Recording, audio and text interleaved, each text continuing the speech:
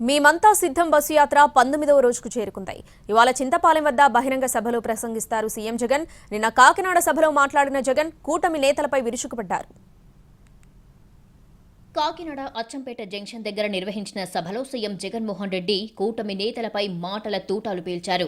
పొరపాటు జరిగితే చంద్రముఖి నిద్రలేస్తుందన్నారు జగన్. చంద్రబాబు మార్గ్ జన్మభూమి కమిటీలు మళ్లీ వస్తాయన్నారు.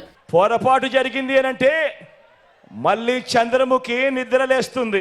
చంద్రముఖి నిద్రలేసి మీ పిల్లల చదువులు, మీ పిల్లల బడులు అన్ని కూడా లకలక లకలక అడ్డు అన్ని కూడా ముగింపే.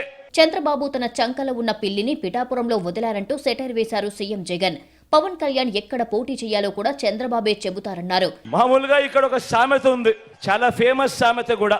పెళ్లికి పిఠాపురం వెళుతూ వెనకటికొకడు పిల్లిని చంకన పట్టుకుని వెళ్ళాడన్నది సామెత. ఆ పిల్లిని చంకన పెట్టుకుని వెళ్ళింది ఎవరా ఎవరా అని ఇంతకాలం ఎవరికి అర్థం కాలేదు. అని ఇప్పుడు అర్థమైంది, చంద్రబాబు తన చంకలో ఉన్న ఆ పిల్లిని ఇప్పుడు పిఠాపురంలో వదిలాడు అని. చంద్రబాబు ఎలా చెబితే అలా నడుచుకుంటారని పురంధేశ్వరిని ఉద్దేశించి మాట్లాడారు సీఎం జగన్. చంద్రబాబు చెబితే తండ్రికే వెన్నుపోటు పొడిచారని ఆరోపించారు. చంద్రబాబు చెప్పిన వాళ్లకే బీజేపీ టికెట్లు ఇస్తున్నారన్నారు. బాబు చేరమంటే ఈ వదినమ్మ కాంగ్రెస్ లో చేరింది.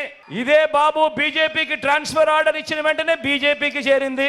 బాబు పొడవమంటే సొంత తండ్రినే వెన్నుపోటు పొడి చేసింది.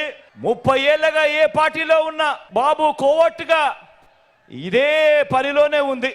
బాబు బీజేపీలో ఉన్న బాబు ఈ సీటు ఎవరికి ఇవ్వమంటే వారికే ఇస్తుంది, ఎవరికి వద్దంటే వారిని ఆపుతుంది, మారుస్తుంది.